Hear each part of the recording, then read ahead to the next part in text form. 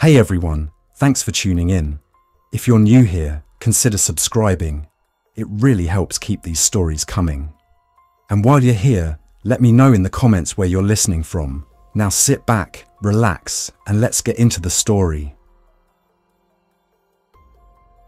I remember the exact moment the world changed. It wasn't a flash in the sky or a tremor in the ground. It was the trembling voice of Dr. Linnea Moraine, the head of NASA's Planetary Defense Coordination Office, speaking through the emergency broadcast system. It played on every station, hijacked every screen, echoed through car radios and smartphones like the final toll of a global bell.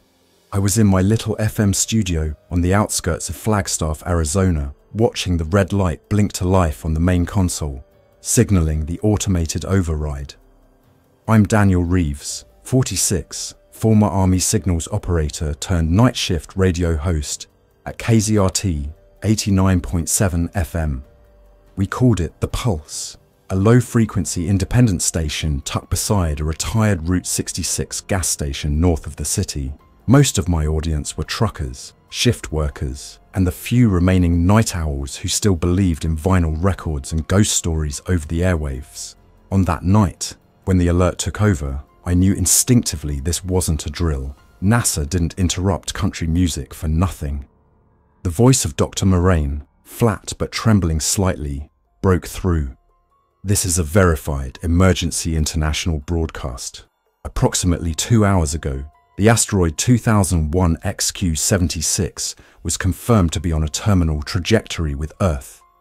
Estimated impact, 6:32 UTC. Approximately 23 hours and 17 minutes from this broadcast. Location, South Pacific Ocean, near the coordinates 42° S, 151° W. I sat frozen, watching the LED clock tick by in agonizing silence. A moment later, my station returned to normal, back to silence in the booth, save for the whisper of the ventilation fan and the hum of equipment. The override was only a minute long. 1 minute to reset 7 billion lives. Within hours, the world fractured. Some places rioted, others prayed. I did neither. I stayed behind the mic, flipping the live switch like always, sipping cold coffee from a chipped mug, and tried to do what I knew best: talk. My producer, Mariana Delgado, didn't come in that night. I didn't blame her. She had a husband and 2 sons in Sedona and hadn't missed a single shift in 4 years. I told her to stay home when I heard the news. At 11:03 p.m. local time, I opened the mic and said, "Good evening, Northern Arizona. This is Daniel Reeves coming to you live from KZRT. And if you're hearing this, well, then I guess we've still got power and we're still standing. And for now, that's all we need. No commercials, no playlists tonight. Just voices, yours, mine, the truth, and whatever comfort we can offer each other. So, let's talk." The phone lines lit up instantly. I had 32 call-in lines, and they were all jammed within seconds. I patched the first one through. A long-haul trucker named Mason, somewhere along I-40 between Winslow and Gallup, said he pulled over to listen, said he just wanted to hear a real person's voice before the end. Then came Cassie, a nurse from Kingman, who said the ER was overrun with patients, not from trauma or illness, but panic. People collapsing under the weight of fear. She was still in her scrubs, listening from the ambulance bay, chain-smoking American spirits. She cried quietly, then hung up. I played an old Cat Stevens track, Trouble, and let the static roll out between the lines. Then I took another call. "Hey, is this real?" a teenage voice asked. "As real as it gets," I said. The boy said his name was Leo, from Cottonwood. His parents had already driven off in their RV that morning, heading for high ground in Idaho. They left him with his uncle, a conspiracy nut who was passed out drunk in the living room, with a shotgun across his lap. Leo sounded scared, but not broken, just lost. That first night, I didn't sleep. I didn't leave the booth. Outside the station, the desert air sat unnaturally still. No sirens, no traffic, just a low blanket of clouds and the distant silhouette of the San Francisco peaks, ghostly under the moon. By sunrise, the president had addressed the nation. The emergency alert system rebroadcast the message every 30 minutes. NASA confirmed impact was unavoidable. Military radar stations and air bases, including Luke AFB and Davis-Monthan down in Tucson, were on full alert. NORAD in Colorado had been sealed since the early hours, but even their spokespeople sounded unsure of anything beyond protocol. At 8 o'clock, the National Guard activated units for civilian security and evacuation, although by then most people had already made their choice. Cities emptied, roads clogged, the interstates became frozen rivers of metal and despair. Flagstaff didn't riot, not really. A few fights at gas stations, some looting at grocery stores, but something about the mountains, or maybe the thin air, kept people quiet. Or maybe it was because everyone knew the truth. We weren't in the blast radius, but it didn't matter. They called it an ocean impact event, but everyone knew it was worse than that. 2001 XQ-76 was estimated at 9.4 kilometers wide, a stony asteroid, fast-moving, with a projected impact energy of 1.2 power 724 joules, enough to trigger magnitude 11 earthquakes, mile-high tsunamis, and global firestorms. According to the ESA, it would throw over 300 gigatons of water vapor and sulfur into the stratosphere. A new impact winter, not just extinction for coastal cities, but years of freezing dark for the rest of us. Still, people called in. A minister from Albuquerque named Jacob read psalms for the airwaves. A woman from Gallup played violin in her backyard, holding the phone out toward the stars.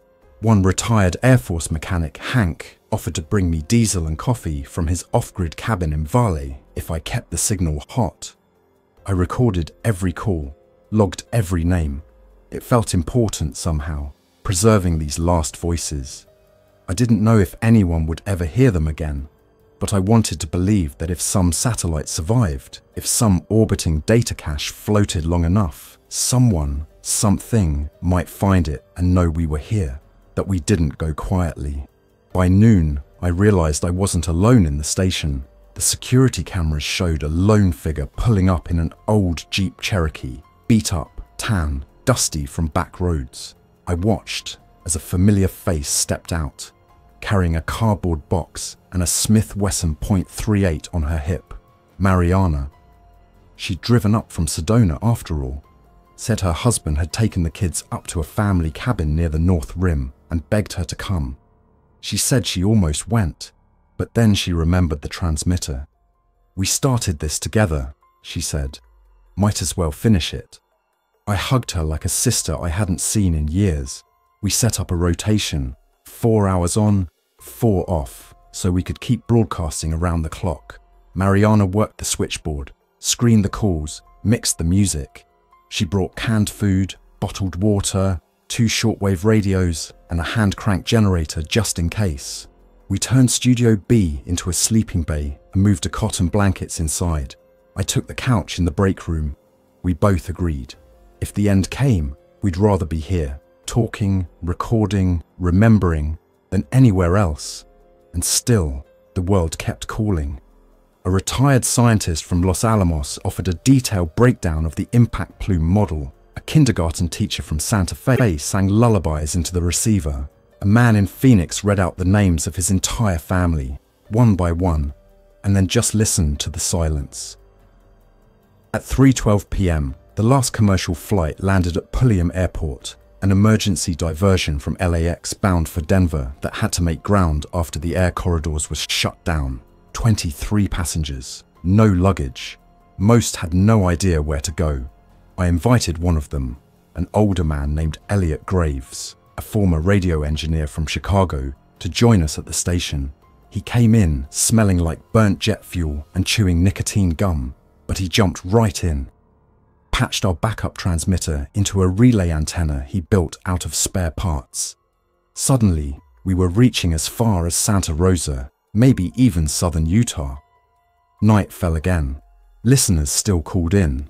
A man from Tucson sang old cowboy songs. A nurse from Las Vegas told a story about helping deliver a baby 2 days ago. One of the last, probably. A high schooler from Dallas played acoustic guitar over the phone line for 15 minutes, crying quietly between songs. When her last cursor faded and the static returned, I didn't know what to say.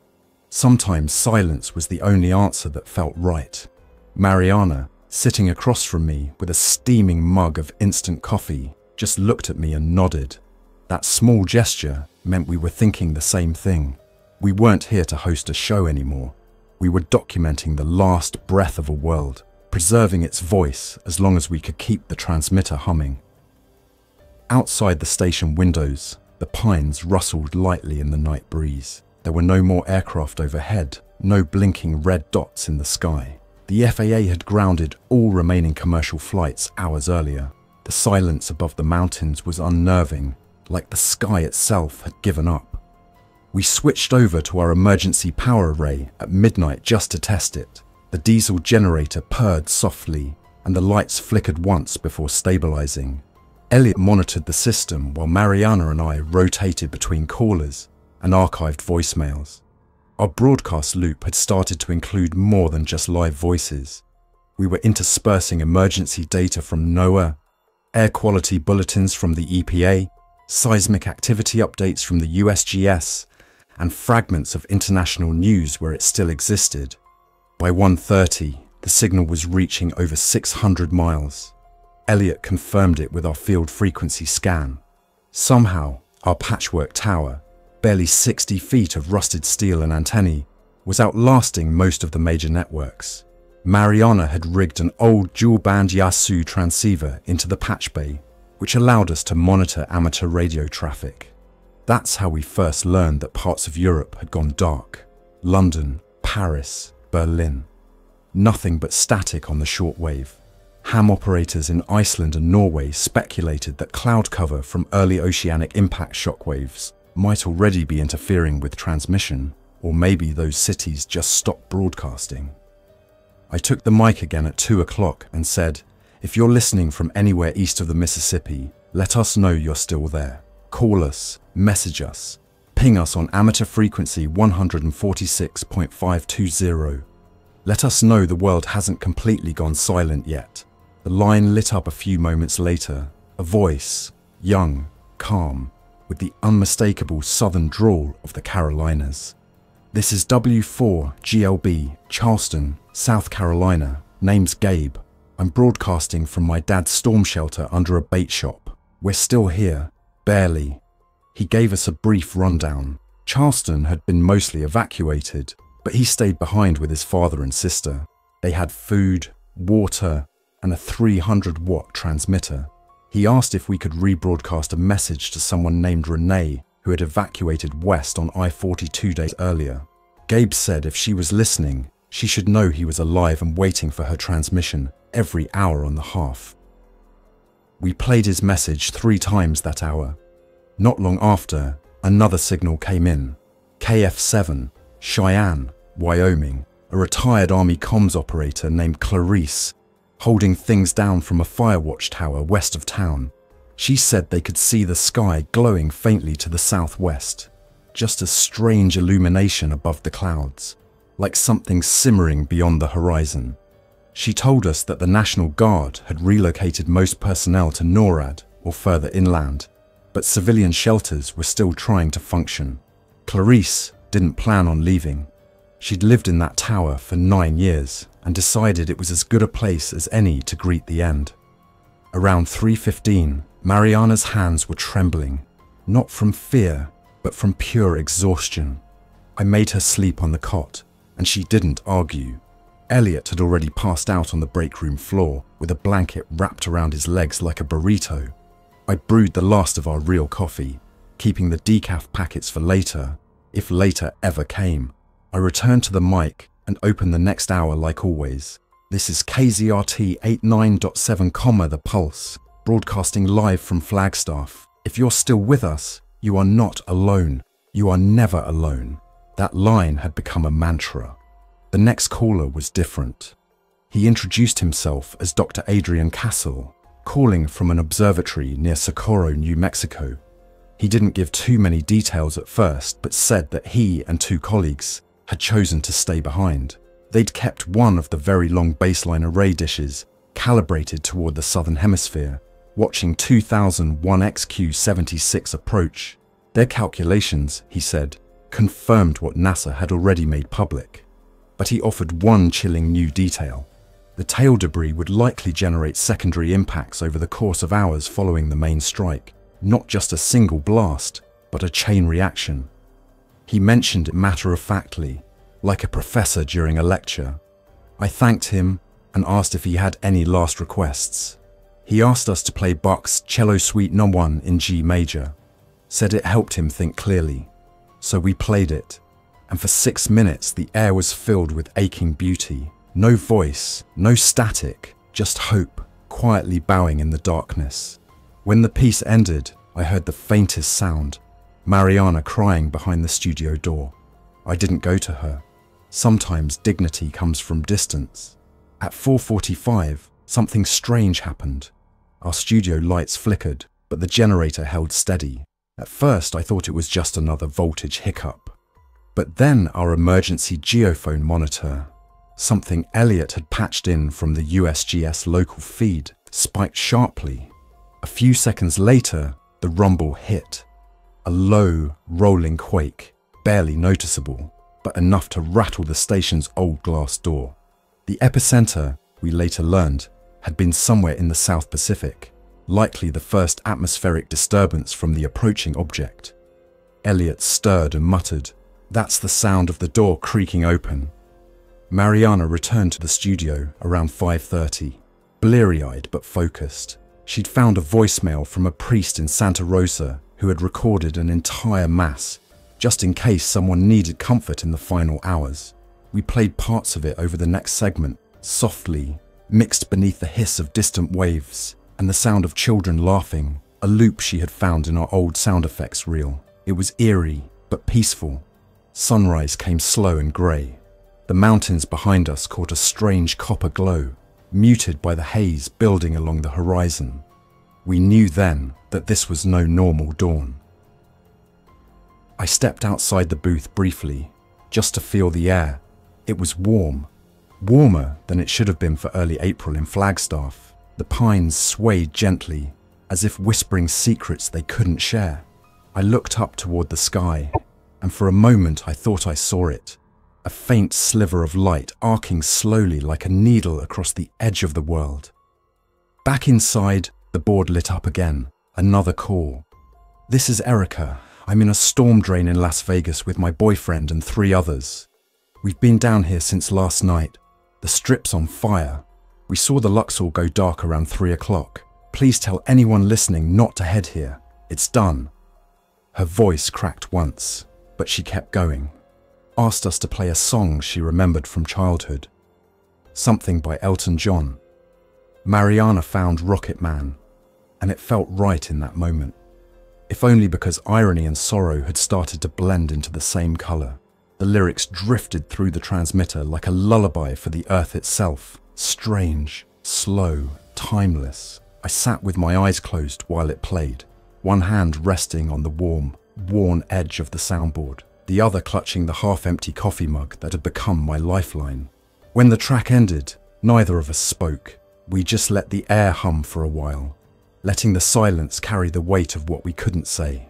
The world, it seemed, had paused with us. Impact time had come and gone, yet the earth hadn't shattered. There was no wave of fire sweeping across the desert, no surge of light or thunder from the horizon. It was as if the universe was holding its breath, just like the rest of us.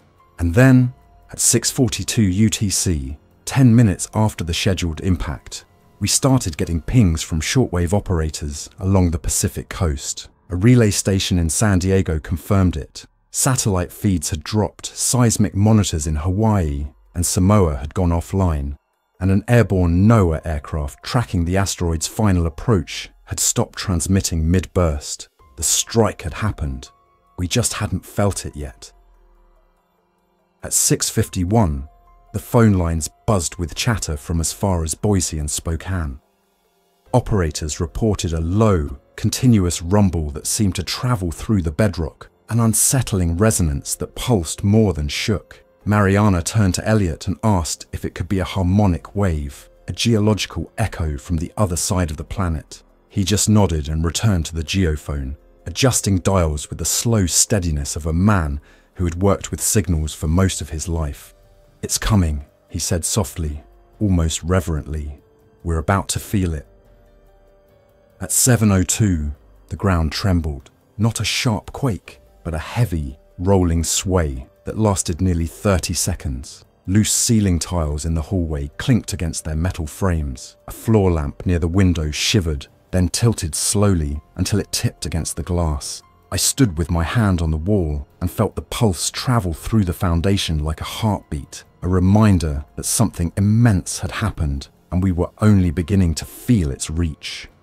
We went back on air as soon as the shaking stopped. Mariana read from a USGS bulletin that had just come in through our backup server. The impact had occurred exactly as projected, approximately 42 degrees south and 151 degrees west, in the remote South Pacific Ocean, nearly 2,000 kilometers southeast of New Zealand. A direct hit almost vertically, with a final velocity exceeding 18 kilometers per second. The shockwave alone had vaporized millions of tons of seawater and seafloor sediment. The crater would likely never be seen, hidden under kilometers of ocean, but the energy released was equivalent to over 100 million megatons of TNT. For comparison, the asteroid that ended the dinosaurs had been smaller and slower. Within 30 minutes, tidal monitoring stations across the southern hemisphere began going dark. What little information trickled in from the Pacific Islands painted a grim picture. A wave over 1,200 feet high had struck Pitcairn Island. Nothing survived. Satellite heat maps showed a thermal bloom expanding rapidly across the low atmosphere, a massive firestorm fed by a vaporized ocean and fused sulfur aerosols. The initial flash alone had likely blinded every camera still pointing south. But we didn't stop broadcasting. We played a message from a Chilean naval officer who had managed to relay a final transmission before his ship disappeared from radar. He described the shockwave as a wall of light followed by the absence of sky. We received voice fragments from a team of researchers at McMurdo Station in Antarctica, who reported a temperature spike of 19 degrees Celsius in under 15 minutes. One of them, a climatologist named Dr. Sonia Petrovich, warned of high atmosphere ignition, massive thermal plumes interacting with the jet stream, triggering supercell formations that could span continents. We stitched those clips together into a loop and aired them every 20 minutes, alongside regional shelter instructions when available. Mariana mapped impact projection data onto our screen, noting how quickly the ash belt was beginning to wrap around the globe. According to ESA simulations, the initial firestorms would be followed by a global blackout of sunlight in as little as 3 to 5 days. Crops would begin to fail by week's end, rain would turn acidic, and if the models were right, average surface temperatures could drop below freezing within 2 months, even at the equator. But in Flagstaff, it was still quiet. The morning sun, distorted behind an ashen haze, gave the desert a surreal copper tone. I stood on the roof of the station with a pair of binoculars and watched a column of smoke rise far to the west, maybe over Prescott or beyond. Elliot had climbed up with me, setting up an antenna extension to try to boost the reach of our signal even more. He'd become obsessed with keeping us on the air, even if just for a little longer. I couldn't blame him. When you've spent your life in radio, you start to believe that every voice matters, even in the final hour. Back inside, Mariana had set up a recording loop for farewell messages. Anyone could call in and leave their words. We didn't screen them anymore.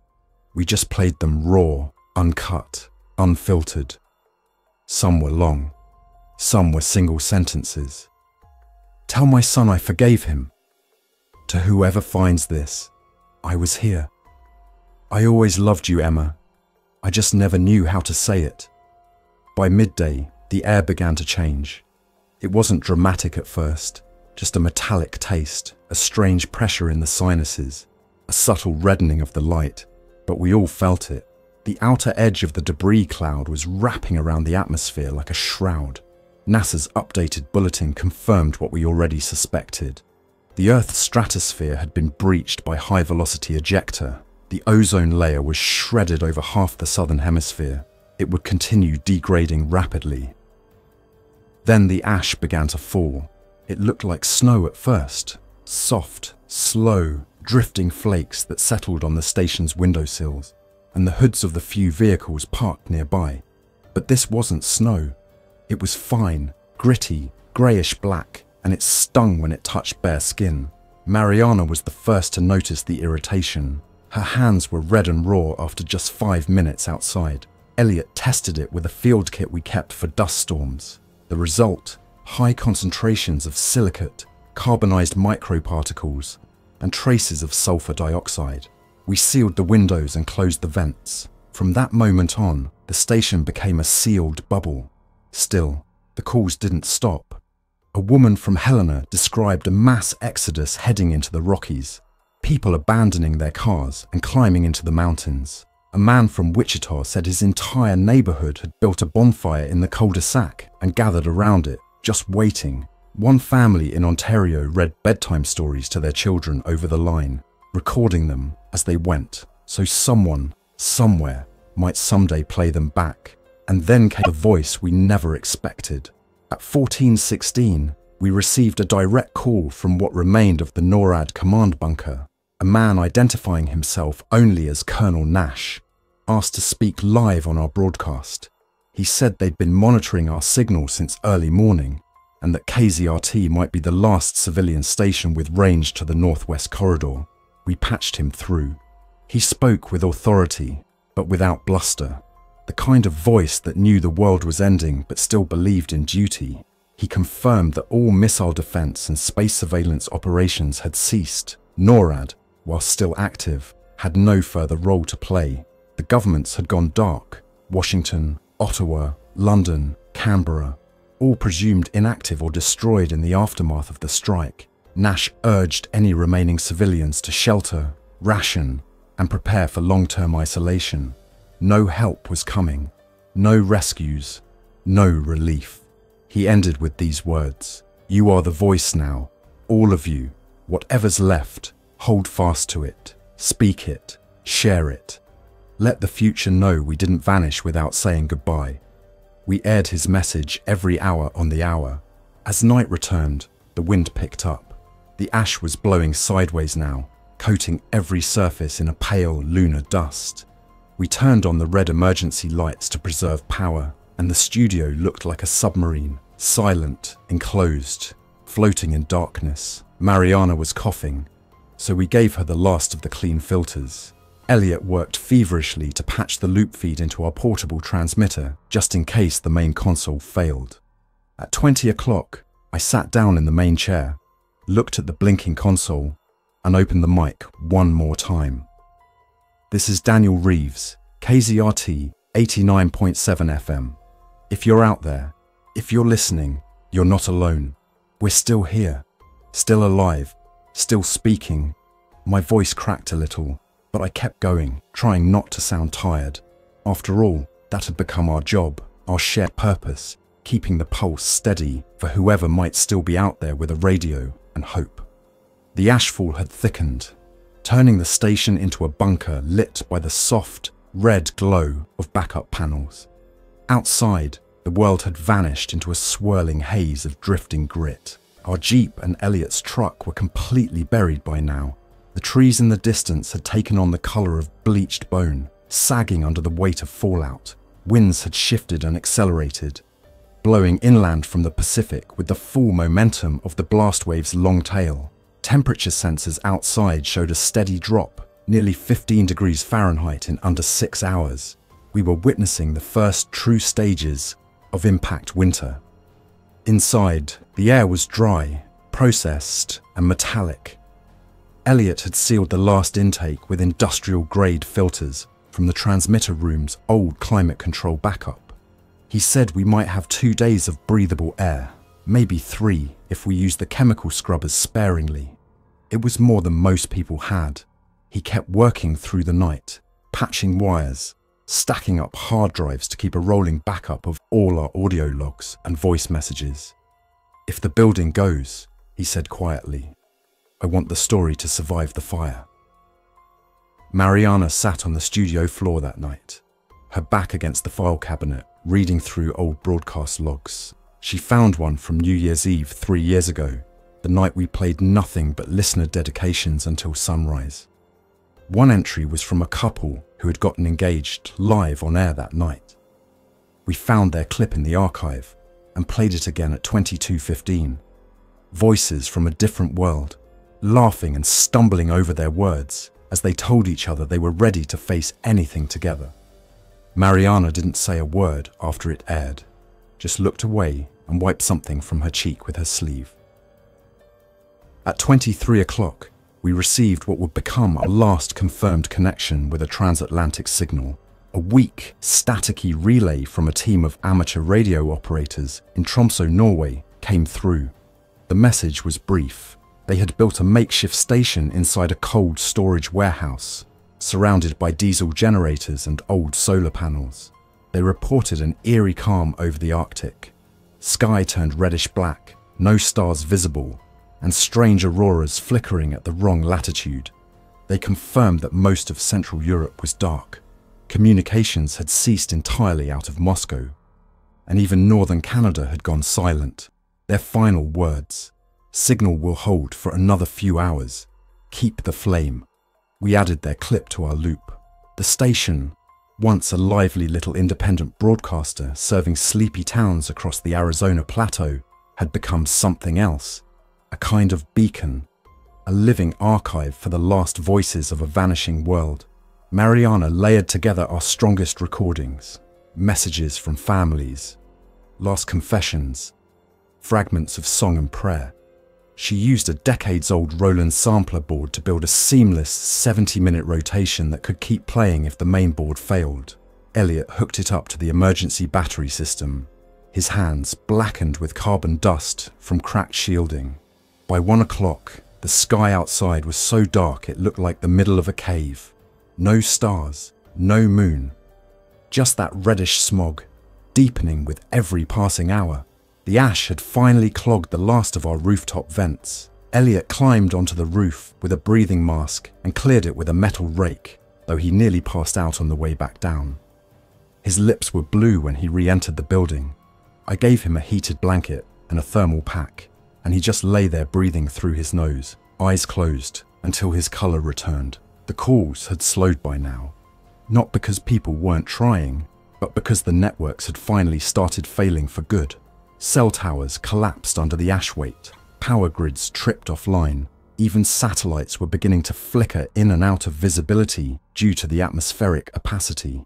We still had the landline system, rigged through the analog switchboard we hadn't used in years, but even that felt fragile, like it might give out at any moment.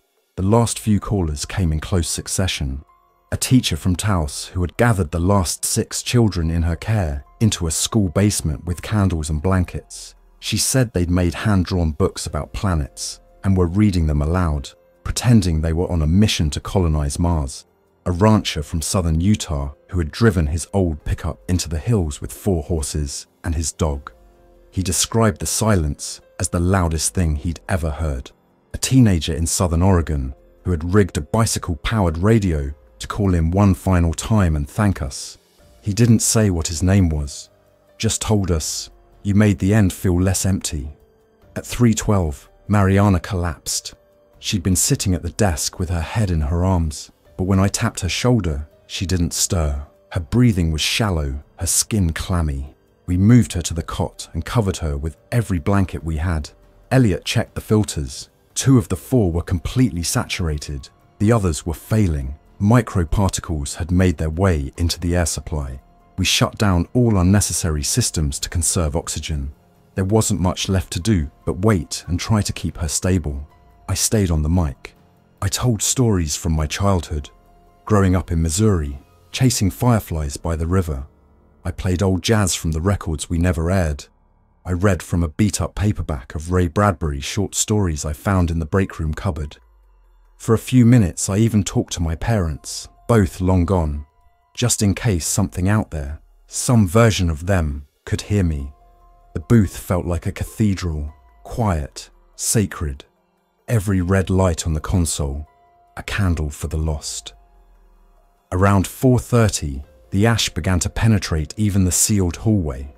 We could see it trickling in around the doorframe like smoke. Elliot had sealed every vent he could, but the building wasn't designed for this. He didn't say it, but I could see it in his face. The end was finally coming for us too. I turned to him and asked what he wanted to play last. He thought for a moment and said, Mahler's Fifth, the Adagietto. I queued it up. Mariana woke briefly, looked at us through glazed eyes and whispered, "Still on?" "We're still on," I said. She smiled faintly and closed her eyes again. The music played, slow and mournful, swelling in waves like the ocean we'd never see again. I lowered the studio lights until only the main board was glowing. We sat there, the three of us, listening, breathing through masks that no longer did much good, surrounded by recordings of voices that would outlive us by hours, maybe days, before the power finally died. At 5:17, the emergency battery dropped below 10%. I opened the mic one final time.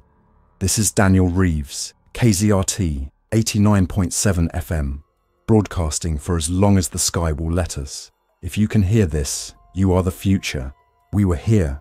We lived. We laughed. We sang and told stories. We reached out, and we were not afraid at the end. Let this signal carry us. Let it echo. And if it fades, know that we tried." I left the loop playing. The final minutes were quiet. The wind outside howled like something ancient and hollow, a sound I will never forget.